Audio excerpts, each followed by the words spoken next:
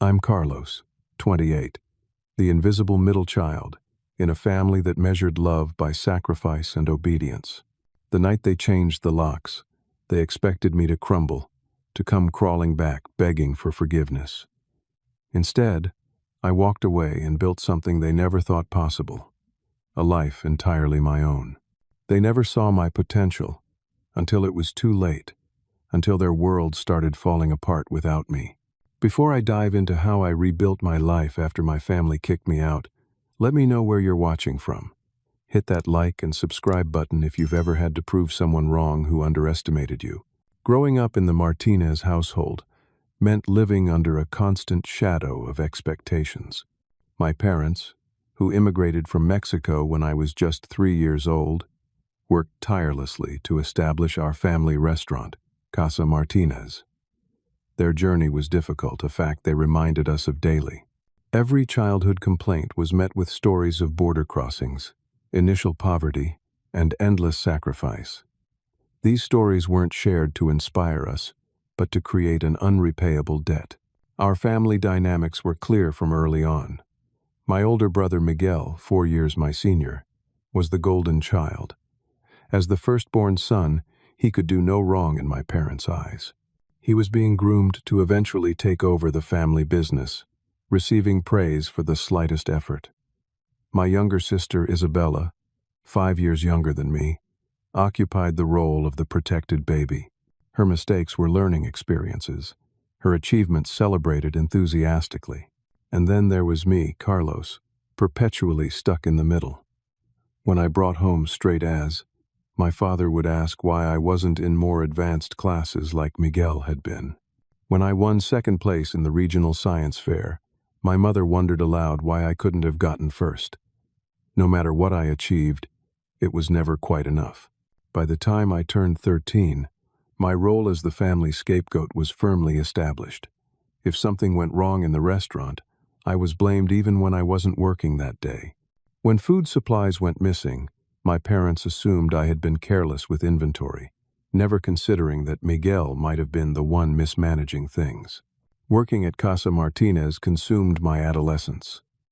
While other kids played sports or joined clubs, I bussed tables, washed dishes, and eventually learned to cook. I received no payment beyond room and board. My labor was my contribution to the family. Miguel, despite his position as the heir apparent, worked fewer hours and received an actual salary. Isabella barely worked at all, her education deemed more important than mine. My father, Antonio, ran the restaurant like a dictator. He micromanaged everything, from the arrangement of tables to the exact amount of spice in each dish. His temper was legendary among staff, most of whom quit within months. Only family members and desperate workers remained long-term. When I suggested modernizing our ordering system from paper to digital, he exploded, calling me an ungrateful know-it-all who thinks he's too good for traditional ways. My mother, Elena, was the emotional enforcer. While my father ruled through fear and intimidation, she wielded guilt and manipulation with surgical precision. "After all we've sacrificed for you," was her constant refrain, followed by sighs and sometimes strategic tears. When I stayed up late teaching myself computer programming, she called it a selfish waste of time that took away from my family duties. There were moments that still sting when I recall them. When I was 16, I coded my first complete program, a simple inventory management system that could have helped our restaurant. I excitedly showed it to my parents, expecting at least mild interest. My father glanced at it for 10 seconds before pushing my laptop away and saying, "Computers are for people who can't work with their hands. In this family, we work with our hands." Miguel laughed. Isabella looked uncomfortable but said nothing. No one stood up for me. As I entered my 20s, the questions in my mind grew louder. Why was I pouring my life into a business where I would never be valued? Why did my siblings receive opportunities and recognition that I was denied? Most importantly, was this really all my life would ever be? I started taking online coding courses in secret, using the public library's computers when possible and my old laptop when the house was quiet. I discovered I had not just an interest, but a genuine talent for software development. The logical structures, problem solving, and creative aspects of coding gave me something I never found at Casa Martinez, a sense of accomplishment that no one could diminish. The restaurant continued to struggle despite my family's pretense that everything was perfect. Our competitors embraced online ordering, social media marketing, and modern management systems, while we remained stubbornly rooted in the past. I saw the declining numbers when I helped with bookkeeping, but my suggestions were always dismissed with some variation of, "You don't understand tradition," or "This is how we've always done things." As I approached my late 20s, the contrast between my hidden tech world and my visible restaurant life became increasingly stark. Online, I was respected in programming forums, my solutions upvoted, my insights appreciated. At home, I remained the family disappointment, the ungrateful son who didn't show proper deference to family traditions. Something had to give.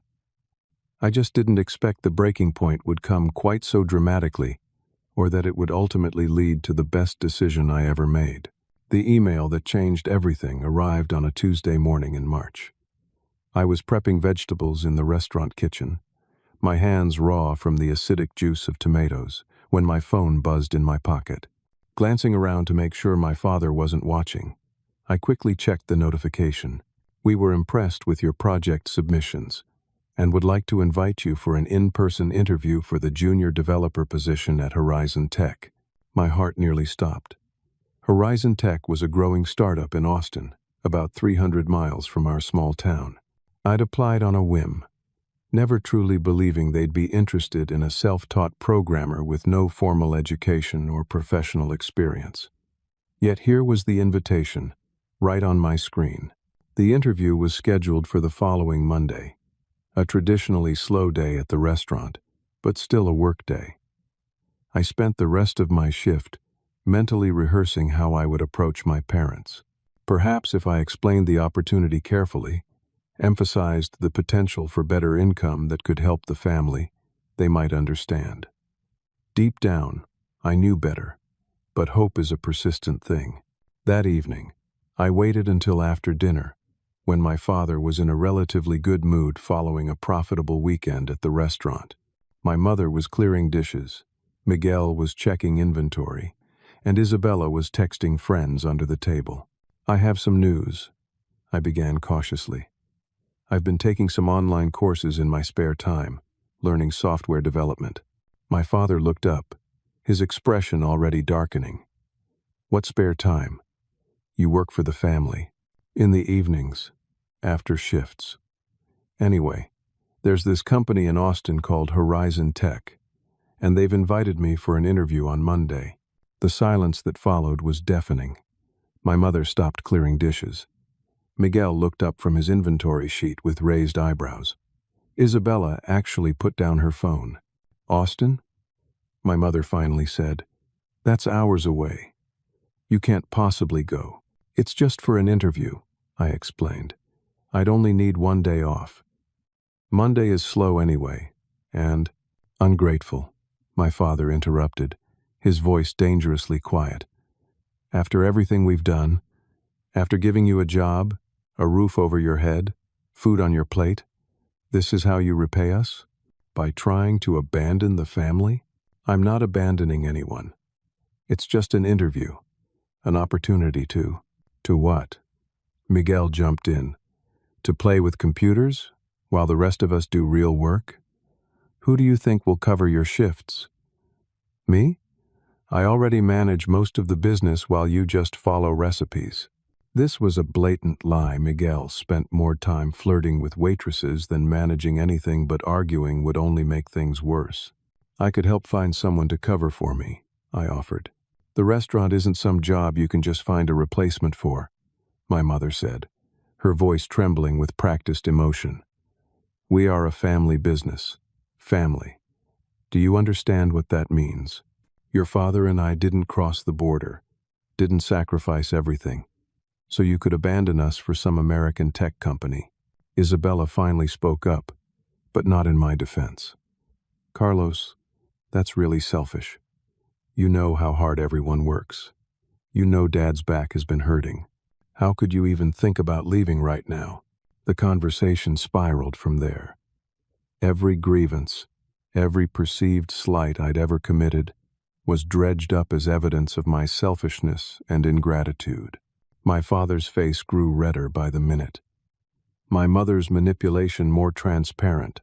Miguel's accusations more outlandish. "The business is struggling as it is," my father finally thundered. "And you want to take off during a workday for some fantasy job you'll never get? You think you're special? You think you're better than this family? That's not what I—" "Let me make this very clear," he cut me off, standing up so suddenly his chair scraped loudly against the floor. "If you leave on Monday for this interview, don't bother coming back. This family has carried you long enough. It's time you decide where your loyalty lies." My mother gasped at the ultimatum, but didn't contradict him. Miguel smirked. Isabella looked down at her plate. In that moment, something crystallized within me. I saw with perfect clarity that nothing would ever change. I would always be the scapegoat, the unappreciated workhorse, the disappointment. No achievement would ever be enough. No sacrifice would ever be recognized. "I understand," I said quietly. They mistook my calm for surrender. My mother's shoulders relaxed slightly. My father nodded curtly, considering the matter settled, but they had miscalculated. What they saw as submission was actually the most profound decision of my life. Over the next few days, I said nothing more about the interview. I worked my shifts, kept my head down, and secretly prepared. I transferred my meager savings to a new bank account they couldn't access. I packed a single backpack with essential clothing and personal documents. I downloaded coding references and practice problems to my laptop. On Sunday night, I left a note on my bed explaining that I would be attending the interview and understood the consequences. I thanked them for what they had given me and apologized for not being the son they wanted. Then I silently left before dawn on Monday, catching the first bus to Austin. The interview went well better than I expected. The team at Horizon seemed genuinely impressed by my self-taught skills and the personal projects in my portfolio. I felt valued in a way I never had at Casa Martinez. For the first time, my ideas weren't dismissed but engaged with seriously. When I returned to my hometown that evening, I wasn't surprised to find the locks changed. Through the windows, I could see my belongings haphazardly packed in trash bags on the front porch. My key no longer worked in the restaurant's service entrance either. They had actually done it. After 28 years, my family had thrown me away over a single job interview. As I stood there in the growing darkness, a text message arrived from my mother. "When you're ready to apologize properly and recommit to the family, call us." They expected me to break, to beg, to realize I couldn't survive without them. They were wrong. The Best Western Motel on the edge of town became my temporary home. At $89 per night, my savings wouldn't last long, but it gave me a clean bed and reliable Wi-Fi while I figured out my next steps. That first night, sitting on the stiff floral bedspread under harsh fluorescent lighting, reality hit hard. I was truly alone for the first time in my life. My phone buzzed constantly with messages from family members, each one designed to pull me back into the fold. My mother alternated between guilt trips. "I cried all night thinking about you out there alone," and dire predictions. "You'll come crawling back when you run out of money." My father sent just one text. "Your choice, your consequences." Miguel was more direct. "Way to abandon the family that gave you everything. Real classy, bro." Isabella's messages hurt the most. "How could you do this to Mom and Dad? They're devastated. Please just come home and apologize." I didn't respond to any of them. They weren't interested in dialogue, only in my surrender, and returned to my assigned role in the family system. Instead, I focused on the one positive thread in my life. Horizon Tech had responded enthusiastically to my interview and invited me for a second round. The technical assessment was scheduled for Wednesday, just 2 days away. I spent every waking hour preparing, reviewing coding concepts, practicing problems, and researching the company. When not actively studying, I scoured rental listings in Austin, calculating budgets, and trying to figure out how I could make this work financially. Wednesday arrived, and the second interview was even more intense than the first. For 4 hours, I wrote code, explained my thought processes, and collaborated with potential future colleagues on hypothetical projects. The lead developer, a woman named Rachel, with electric blue hair and an intimidating intellect, pushed me harder than anyone ever had, not to break me, but to see what I was truly capable of. "Your formal education is obviously lacking," she told me bluntly toward the end. "But your problem-solving approach is interesting. You find unconventional solutions, probably because you weren't taught the correct way to do things. That can be valuable in the right environment." As I waited for the bus back to my hometown, my phone continued to fill with family messages. Their tone was shifting slightly, from anger to confusion that I hadn't yet returned to apologize. They genuinely couldn't conceive of a world where I could function without them. My mother's latest text read, "The restaurant is very busy. We need you back. This has gone on long enough." They still didn't understand. This wasn't a negotiation tactic or a temporary rebellion. This was me finally choosing myself. On Thursday, with my motel funds dwindling, I received an unexpected message on a programming forum from someone named Nathan who worked at Horizon. We'd chatted briefly after my second interview, heard through the grapevine that the team was impressed. "Decision still pending, but I know you mentioned housing concerns. I have a spare room if you need a temporary place while getting settled. No pressure, just an option." This random act of kindness from a virtual stranger moved me deeply. In my entire life, my family had never offered me the kind of uncomplicated support this near stranger was extending. I accepted gratefully, arranged to sublease his spare room for a fraction of market rate, and booked a one-way bus ticket to Austin for Saturday. On Friday morning, the call came from Horizon's HR department. "We'd like to offer you the junior developer position," the recruiter said. "The starting salary is $62,000 per year with benefits. When can you start?" I nearly dropped the phone. The amount was more than I could have imagined, more than 3 times what my brother made at the restaurant. For the first time in my life, I negotiated for myself, mentioning my strong performance on the technical assessment. They came back with $65,000. I accepted immediately and agreed to start the following Wednesday. That evening, I celebrated alone at a small diner, ordering a slice of chocolate cake with my budget-conscious dinner. The waitress, seeing my obvious good mood, asked what I was celebrating. "I got a job," I said, the words feeling strange and wonderful. "A real job, with a salary and benefits. And I'm moving to Austin tomorrow." "Good for you, honey," she said with a genuine smile. "Sometimes you gotta leave to grow." Her simple words of encouragement meant more than she could know. As I packed my few belongings that night, my phone rang. It was my mother. After nearly a week of ignored texts, she was trying a direct call. Against my better judgment, I answered. "Carlos?" Her voice was soft, using the tone reserved for extracting maximum guilt. "It's been almost a week. This little rebellion has gone on long enough. Your father is willing to forget this happened if you come home now and commit to the restaurant properly." "Mom, I'm not coming back. I got a job in Austin. I'm moving tomorrow." The silence stretched for several seconds. "A job? What kind of job could you possibly get? You have no degree, no real experience." "Don't be ridiculous. It's a tech position, software development. The salary is more than Miguel makes." Another long pause.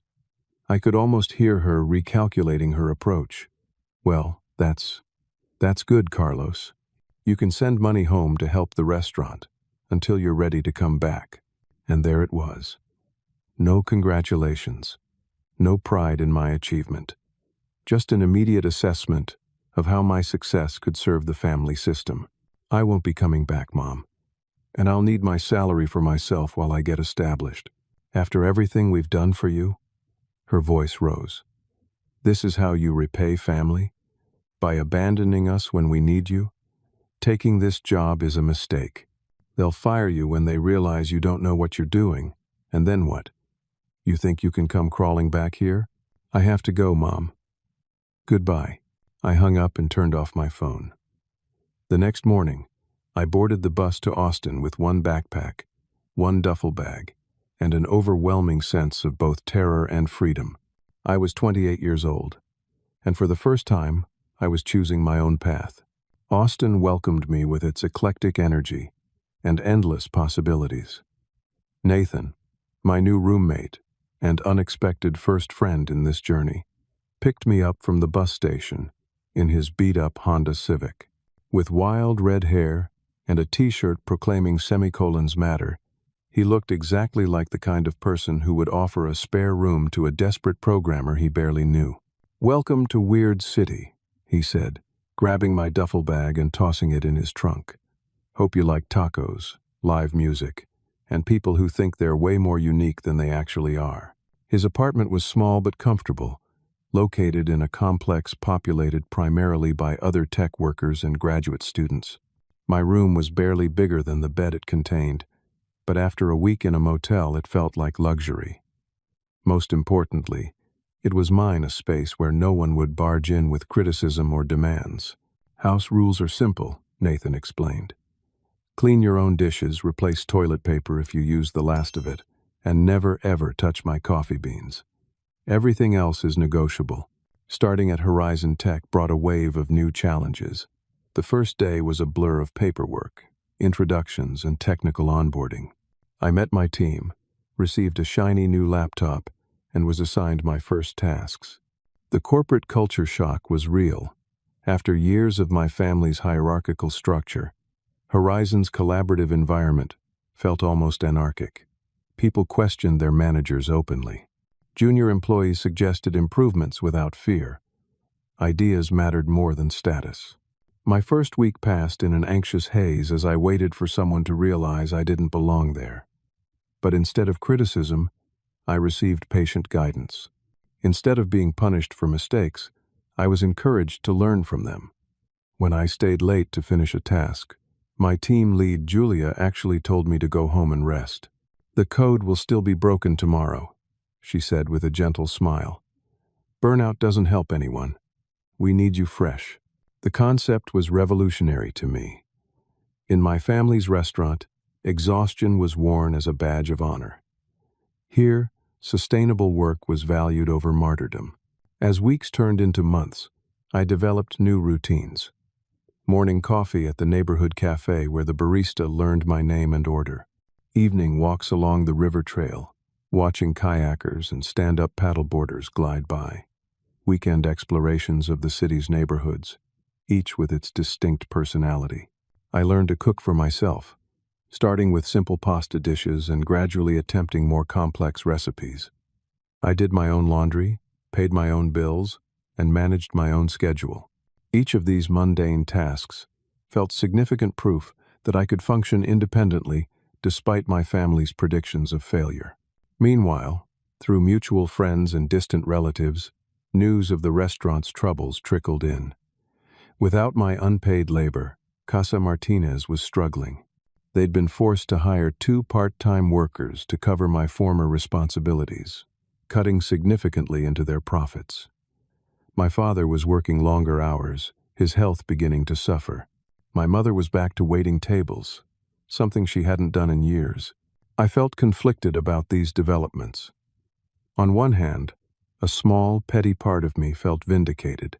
On the other, years of conditioning made it difficult to shake the sense that their struggles were somehow my fault, my responsibility. My first real project at Horizon involved redesigning part of their inventory tracking system, ironically similar to what I'd tried to create for my family's restaurant years ago. This time, my ideas weren't dismissed, but built upon. In team meetings, senior developers asked for my input, When I suggested an innovative approach to a particularly tricky problem, the lead architect actually implemented it and credited me in the documentation. "Nice work, Martinez," he said in the next meeting. "That saved us at least 20 hours of workarounds." The simple acknowledgement nearly brought me to tears.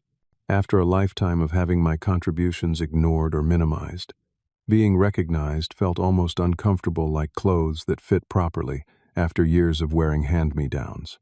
With my first paycheck, I bought a proper bed frame and mattress for my room. With my second, I upgraded my ancient laptop. By the third month, I had saved enough to start looking for my own apartment. Nathan had been the perfect transitional roommate, but I craved a space that was completely mine. I found a small studio in East Austin, nothing fancy, but with large windows that filled the space with morning light and a small balcony where I could drink coffee and watch the city wake up.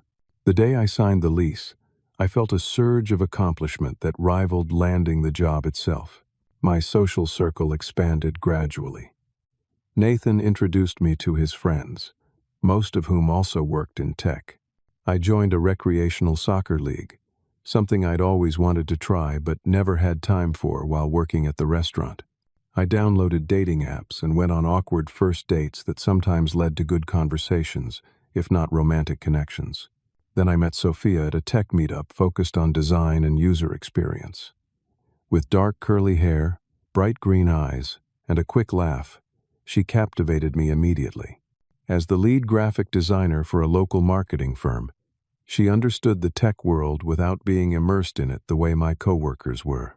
Our first date lasted 5 hours, conversation flowing effortlessly from professional challenges to childhood dreams to favorite taco trucks.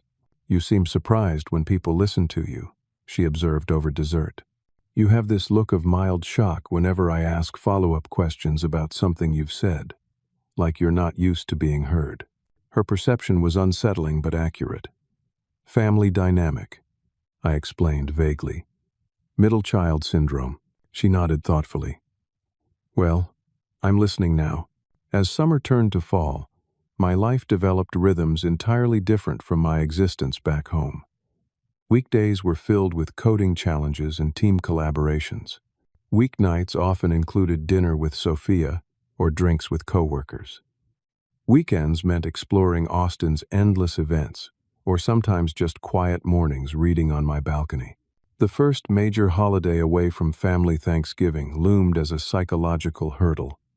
Sophia invited me to join her family's celebration, but I declined. I needed to prove to myself that I could be alone on a family holiday without collapsing into regret or loneliness.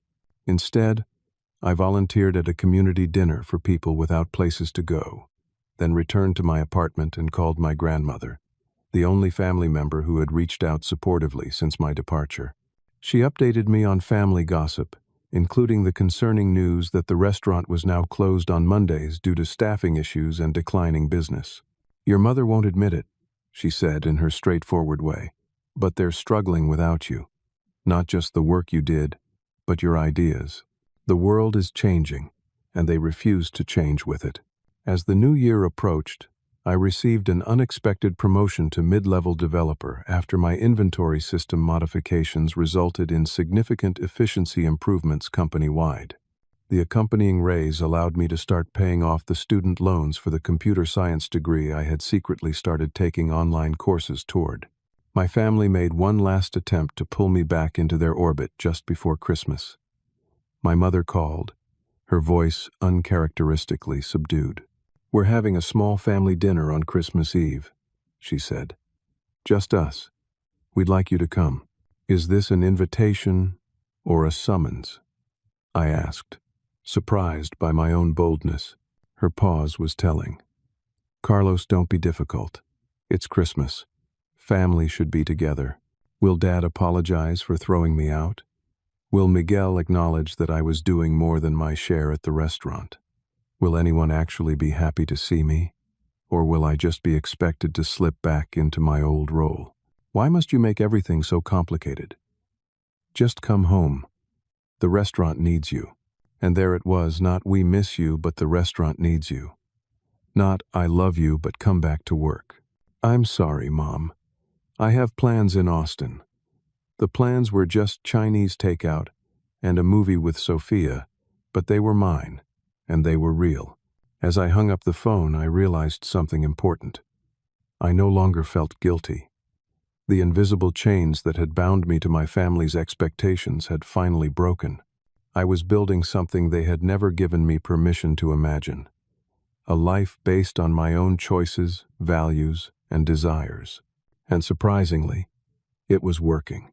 Spring brought cherry blossoms to the park near my apartment, and unexpected news from my hometown. My cousin Javier, always the family gossip, called one evening with updates he knew I wouldn't get directly from my immediate family. Casa Martinez is in serious trouble, Carlos, he said without preamble. They're now closed Mondays and Tuesdays, and they've cut lunch service entirely. The restaurant my parents had poured their lives into was contracting, shrinking like a deflating balloon. According to Javier, my brother Miguel had made several catastrophic business decisions. First, he'd invested in expensive kitchen equipment they didn't need while ignoring the outdated point-of-sale system. Then he'd alienated their produce supplier by repeatedly paying late, forcing them to source ingredients from the more expensive local market. Your father won't admit it, Javier continued, but they made a huge mistake pushing you out. Miguel talks big but doesn't understand the business the way you did. Meanwhile, at Horizon Tech, I was thriving. My redesigned inventory system had become the foundation for a new product line, earning me recognition throughout the company. My team lead, Julia, had begun mentioning future leadership opportunities, and I was taking management training courses in preparation. Sophia and I had settled into a comfortable relationship. She understood my reluctance to discuss family in detail but provided unwavering support when memories occasionally ambushed me. When I told her about Casa Martinez's troubles, she offered sympathy without feeding my guilt. Their business decisions aren't your responsibility, she reminded me. They chose this path when they decided your worth was measured only by your service to them. In late April, Isabella announced her engagement to her college boyfriend Thomas. The wedding was scheduled for June, a rushed timeline that raised eyebrows among extended family. My invitation arrived, addressed simply to Carlos Martinez with no mention of a +1 despite everyone knowing about Sophia. The slight was deliberate, a reminder that I remained an outsider. I sent a polite decline along with a generous gift card to a home furnishing store. Isabella texted almost immediately. Really? You won't even come to my wedding? Way to be selfish again. I stared at the message, recognizing the familiar pattern of family manipulation. Once, this would have sent me spiraling into guilt and self-doubt. Now, I could see it clearly for what it was. An attempt to control through shame. I wish you and Thomas every happiness, I replied. But I won't attend an event where my partner isn't welcome and where I'll be treated as an outsider in my own family. She didn't respond. The wedding came and went without me. Photos appeared on social media, showing my parents beaming proudly. Miguel giving a best man speech, the small restaurant reception with familiar faces. I felt a pang of something not quite regret, but acknowledgement of loss. These were moments I would never share, connections that had been severed. Summer brought my first full year at Horizon Tech, and with it, a performance review that exceeded all expectations. My salary increased again, and I received a substantial bonus for my contributions to the inventory system. I used part of it to make the final payment on my car, a modest used Toyota. But the first vehicle that was truly mine. Then came the news that my father had been hospitalized with chest pains. My mother's voicemail was terse. Your father is in the hospital. Heart attack scare. Just thought you should know. No request to visit. No update on his condition.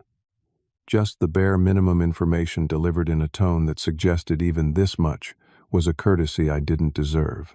I called the hospital directly and spoke with his doctor, who confirmed it was not a heart attack but severe angina caused by stress and overwork. The recommended treatment included rest, medication, and a significant reduction in working hours, something nearly impossible for a man whose identity was entirely wrapped up in his struggling restaurant. That evening, I received the first direct contact from my brother in over a year. The text was brief, but shocking in its directness. Restaurant might not make it through winter. Dad can't work full shifts anymore. Not sure what we're going to do. No accusation, no blame. Just simple facts delivered with what seemed like genuine concern. I sat on my balcony for hours that night, watching the Austin skyline and thinking about cycles of family pain. My parents had sacrificed everything to build Casa Martinez, pouring their dreams and identity into its walls. They had demanded the same absolute dedication from their children, unable to conceive of fulfillment outside the family business. The next morning I did something I never thought I would. I sent money home. A cashier's check for $5,000 with a simple note. For Dad's medical expenses. No strings attached. My mother called 3 days later. "We received your check," she said, her voice carefully neutral. "How's Dad doing?" "Better. Resting. The doctor says he can only work 4 hours a day for now." An awkward silence stretched between us. "The money," she finally said. "It helps. Thank you." Coming from her, these words were seismic. I couldn't remember the last time she had thanked me for anything without immediately following it with a new demand. "You're welcome," I said simply. "The restaurant," she began, then stopped. "We're having trouble. Miguel tries." But the unspoken acknowledgement hung in the air between us. Miguel, the golden child, wasn't capable of saving the family business. "I'm sorry to hear that," I said, meaning it despite everything. "Your job," she said hesitantly. "It's going well?" "Very well. I was promoted again. I lead a small team now." Another pause. "That's good. Your father would never say it, but that's good." It wasn't an apology. It wasn't even a full acknowledgement of how wrong they had been. But from my mother, it was something close to validation, and I found myself unexpectedly moved. The conversation ended soon after, neither of us quite knowing how to bridge the chasm that had formed. But something had shifted, however slightly. 2 weeks later, my phone rang with Miguel's number, the first actual call from him since I'd left. "Carlos," he said, his voice lacking its usual arrogance. "Got a minute?" "Sure," I replied cautiously. "I messed up," he said bluntly. "The restaurant is failing, Dad's health is shot, and I don't know how to fix any of it. I know I've been a jerk to you forever. I know I took credit for your work and treated you like crap. But I'm asking, just talking, not for Dad or Mom. What would you do to save this place?" His vulnerability was so unexpected that at first I thought it might be a manipulation tactic. But as he described the restaurant's specific problems, outdated systems, declining customer base, staff retention issues, his sincerity became clear.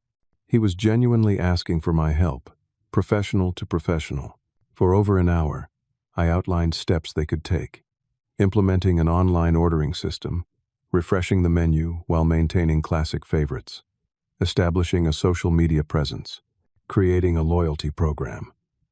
Basic business adaptations that I had suggested years ago and been mocked for. "This all makes sense," Miguel said when I finished. "I should have listened to you back then. We all should have." It was the closest thing to an apology I had ever received from him. "It might be too late," he admitted, "but I'm going to try. And Carlos? I'm sorry, really, for everything." As I hung up, I realized I was smiling. Not because I took pleasure in their struggles, but because something fundamental had changed.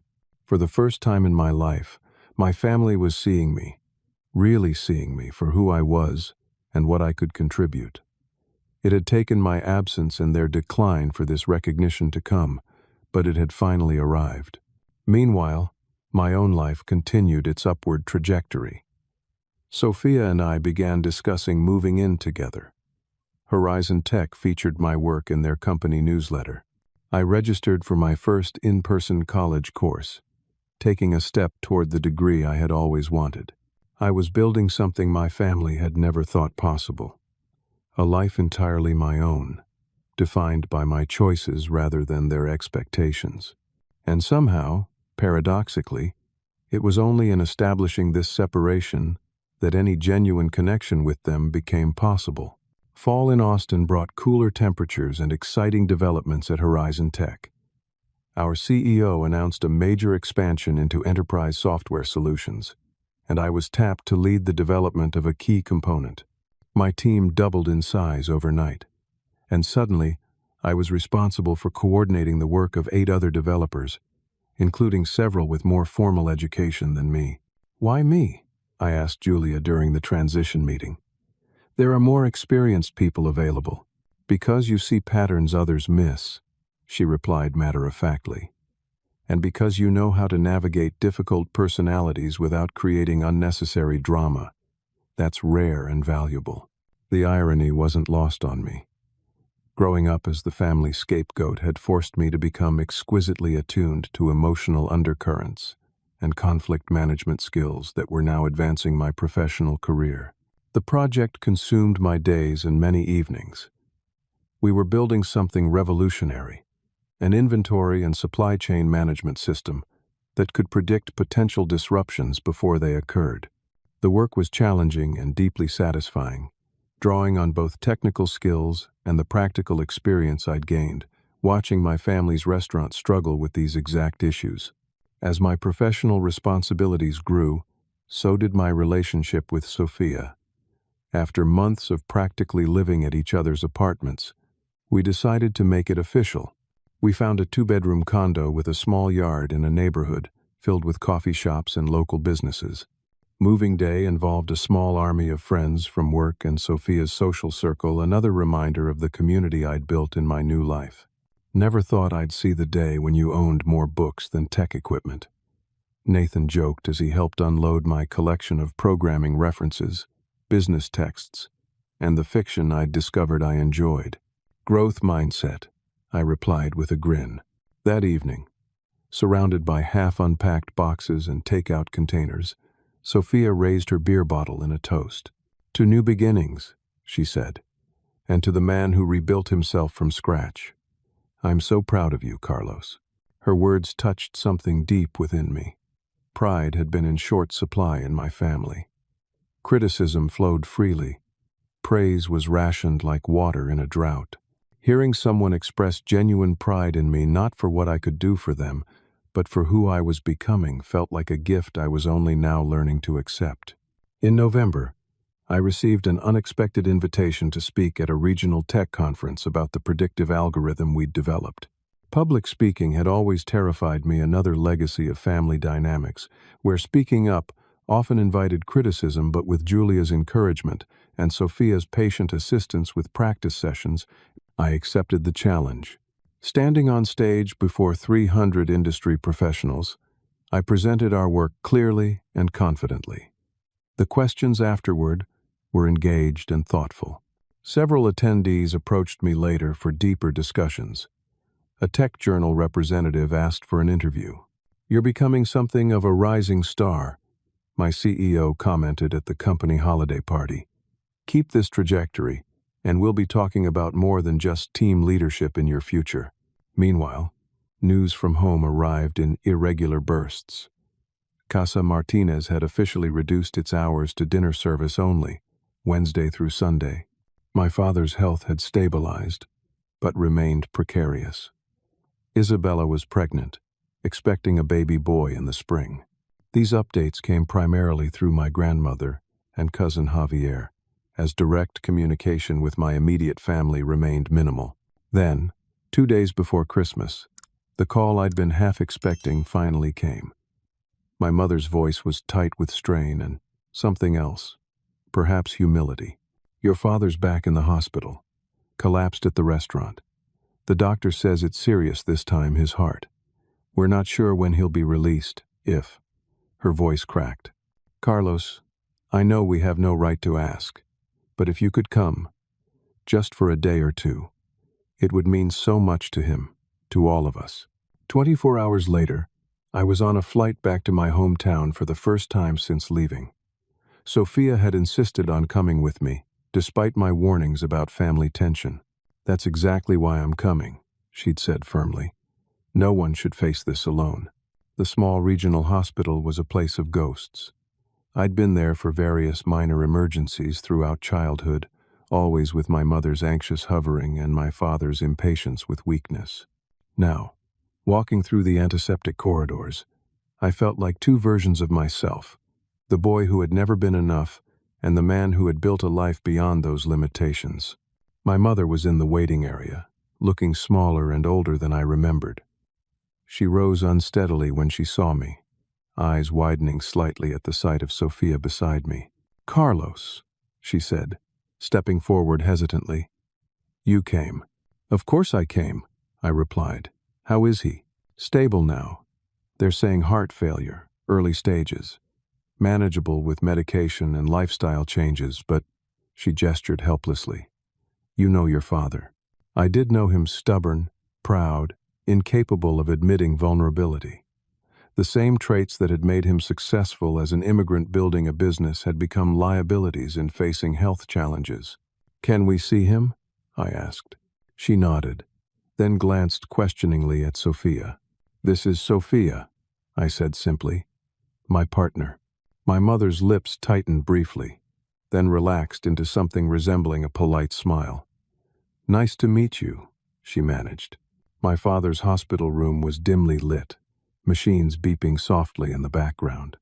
He looked diminished against the white sheets, his usually commanding presence reduced by illness and age. His eyes were closed when we entered, but opened as I approached the bed. Recognition, surprise, and something unreadable flickered across his face. "Carlos," he said, his voice raspy but still carrying that note of authority I remembered so well. "Dad," I replied, suddenly unsure what to do with my hands, my body, my presence in this space. "You look—" He paused, studying me. "Different." "It's been nearly 2 years." He nodded slightly, his gaze shifting to Sophia.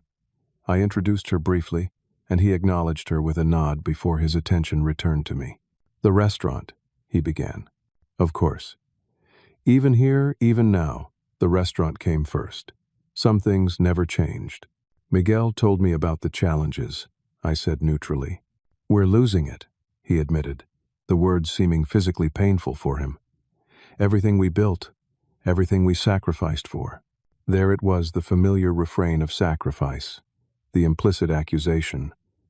But something was different this time. His tone lacked the usual weaponized guilt.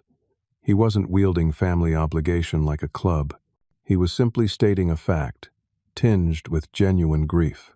"I'm sorry," I said, meaning it. "I know how much it means to you." A heavy silence filled the room. Then, unexpectedly, he reached for my hand. His palm was dry and papery against mine. "I was wrong," he said, each word deliberate. "About you, about what you could do. Miguel told me about your success. Your mother showed me the article online about your work. You found your path." I stared at him, momentarily speechless. In all my imagined scenarios of reuniting with my father, I had never pictured this raw acknowledgement, this recognition. I did. I finally managed. "It hasn't been easy, but I'm doing well." "Good," he said simply. "That's good, son." Son. Not Carlos, not ungrateful, not disappointment. Son. We talked for nearly an hour. Careful conversation that skirted the deepest wounds, but acknowledged their existence. He asked about my work, listening with genuine interest rather than dismissive judgment. I inquired about his treatment plan and what the doctors recommended. As visiting hours ended, he said something that stayed with me long afterward. Sometimes we hold too tightly to what we think matters, and miss what actually does. In the corridor outside his room, I encountered Miguel, haggard and unshaven, coffee cup clutched like a lifeline. "You actually came," he said, surprise evident in his voice. "He's still my father," I replied. Miguel nodded slowly. "I really messed things up, Carlos. The restaurant, everything. I always thought running the place would be my birthright, you know? Turns out, I'm terrible at it." The admission was so honest, so devoid of his usual bravado, that I found myself responding with equal candor. It's a hard business. And you were set up with impossible expectations, not like the ones they put on you, he countered. I was the golden boy who could do no wrong, so I never actually learned to do anything right. You were criticized constantly, but somehow learned everything that mattered. His insight was surprisingly perceptive. Perhaps crisis had granted him clarity I hadn't thought him capable of. Later that evening, at the hotel Sophia and I had checked into, I found myself unexpectedly emotional. "They're seeing me," I explained when she asked what I was feeling. Really seeing me, maybe for the first time ever. It shouldn't matter anymore. I've built this whole life without their validation, but somehow it still does. "Of course it matters," she said gently. "They're your family. The fact that you built a life without them doesn't mean you wanted to. It means you had to." Her understanding was a balm for complicated emotions I was only beginning to process. The next day brought a family dinner at Miguel's house, an awkward, tentative affair with Isabella and her husband Thomas joining us. My sister's pregnancy was evident now, her hands often resting protectively on her rounded belly. She remained coolly distant at first, but gradually thawed as the evening progressed. "The nursery is almost ready," she mentioned during dessert. Would you like to see it?" The olive branch was small but significant. As she showed me the carefully prepared room with its space-themed decor, she said quietly, "I want my son to know his Uncle Carlos. The real you, not the family stories." "I'd like that," I replied, genuinely moved. By the time we prepared to return to Austin, subtle but important shifts had occurred. No magical reconciliation, no dramatic, tearful embraces, just small acknowledgments of harm done and possibilities for a different kind of relationship moving forward. My mother hugged me goodbye with uncharacteristic gentleness. "You've built something good," she said. "I'm trying to understand that your path isn't ours, but it's still worthy of respect." From her, this was monumental. On the flight home, Sophia squeezed my hand. "You okay?" "I think so," I said thoughtfully. "It's not fixed. Maybe it never will be completely. But it feels like something important has shifted. They finally see what I've always seen in you," she replied simply. Back in Austin, life resumed its rhythm, but with subtle differences. Weekly check-in calls with my mother became part of my routine. Brief text exchanges with Miguel about business concepts and restaurant industry trends developed. My father's recovery progressed slowly, but steadily. In February, I received an unexpected email from Isabella, wondering if you and Sophia might consider being godparents to baby James when he arrives. Think about it. No pressure. That same week, Horizon Tech announced internal promotions. My name appeared on the list as the new Director of Product Development, a senior leadership role with significantly expanded responsibilities and compensation. As spring approached, I found myself contemplating a step I hadn't previously considered possible, proposing to Sophia. We'd discussed marriage in abstract terms, but now I began researching rings, planning scenarios, imagining our future together. One evening, as we walked along the river trail we'd explored countless times, Sophia asked a question that caught me off guard. "Would you want your family at our wedding? If we get married someday, I mean." I considered carefully before answering. A year ago, I would have said absolutely not. Now, I think I would. Not to recreate some fantasy of perfect family harmony, but because they're part of my story. The good and the bad. She nodded, seemingly satisfied with my answer. Little did she know that in my pocket was the ring I'd purchased the previous week, along with dinner reservations for the following Saturday at the restaurant where we'd had our first date. My life had expanded in ways I couldn't have imagined that night I stood before my family home with changed locks and packed belongings. The path hadn't been easy or straightforward, but it had led me to a place of genuine fulfillment and growing peace, not despite the family wounds, but in some ways because of how I'd healed from them. The one-year anniversary of my promotion to director at Horizon Tech arrived with appropriate celebration. My team organized a surprise lunch, complete with embarrassing speeches and a cake decorated with binary code. The CEO stopped by to personally congratulate me, mentioning that my division's performance had exceeded projections by 23%. "Whatever you're doing, keep doing it," he said, clapping me on the shoulder. "The board has noticed." Professional success had become my new normal, an achievement that still occasionally felt surreal. The side business I'd started 6 months earlier, a streamlined inventory management system for small restaurants, was gaining traction with local businesses. The irony wasn't lost on me that I was now building the very tool my family had once ridiculed me for suggesting. Sophia and I had settled into married life with surprising ease. Our small wedding the previous fall had included both our families, hers boisterous and warm, mine cautiously supportive. My father, still moving slowly but steadier than before, had shaken my hand with genuine pride. My mother had actually cried during the ceremony, her usual composed facade cracking to reveal something more authentic. "You chose well," she had whispered during our mother-son dance, nodding towards Sophia. "She sees you for who you really are." Coming from her, this was profound recognition of how invisibility had marked my childhood experience. Isabella's son James was now 8 months old, a chunky, cheerful baby who lit up whenever I appeared on video calls. My role as godfather was largely symbolic given the distance, but it represented a bridge being rebuilt between my sister and me. Miguel had made perhaps the most surprising transformation. After finally acknowledging his limitations as a restaurant manager, he'd enrolled in business courses at the local community college.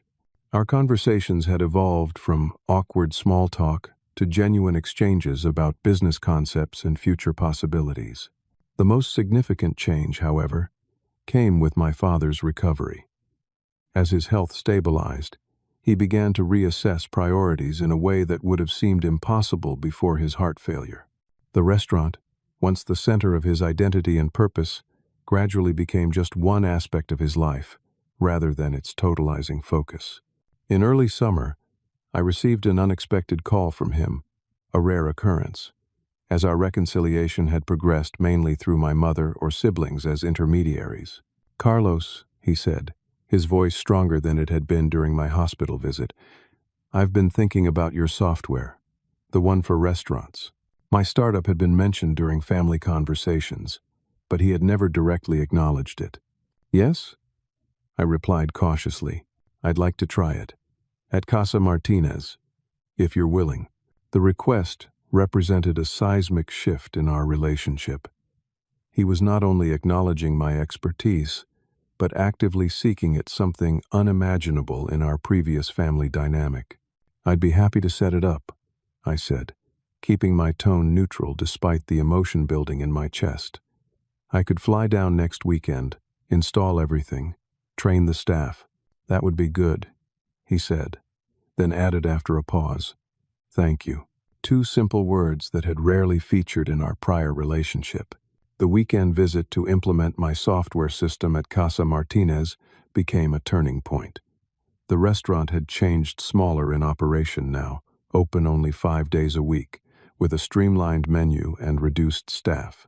My father no longer worked in the kitchen, serving instead as host and the public face of the business, while my mother managed day-to-day operations and Miguel handled the books. As I configured tablets with the new ordering system and walked staff through inventory management procedures, I noticed my father watching from the corner booth, not with the critical scrutiny of the past, but with a kind of wondering observation, as if seeing me clearly for the first time. During a break, he beckoned me over. "Sit," he said, indicating the seat across from him. I joined him, waiting for whatever might come next. "I was wrong about many things," he began, his fingers idly tracing patterns on the tabletop. "About what success looks like, about what family means." I remained silent, giving him space to continue. "When we came to this country, I thought I knew exactly what we needed to do. Work hard, stick together, trust no one outside the family, follow the plan. He shook his head slowly. I built walls to protect us, but they became a prison, especially for you. The acknowledgement was so unexpected that for a moment I couldn't respond. The heart attack was clarifying, he continued. Doctors say stress nearly killed me. And what was all that stress for?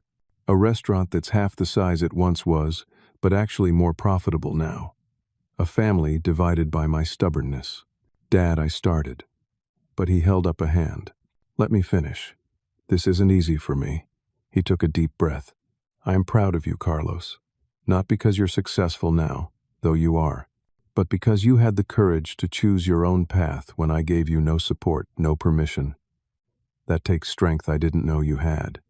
Strength I didn't have at your age. The words I had longed to hear for decades washed over me, both healing and bittersweet in their delayed delivery. Thank you, I said simply. That means a lot. Your mother and we've started therapy, he added, the admission clearly difficult for him. The doctor recommended it after my heart failure. Family therapy. To learn how to. He gestured vaguely, searching for words. Communicate better. Break old patterns. This revelation was perhaps the most shocking of all. My father, who had always viewed psychological support as a weakness, was voluntarily participating in therapy. That's good, I said, genuinely impressed. How is it going? Painful, he admitted with a small, rueful smile. But necessary, I think.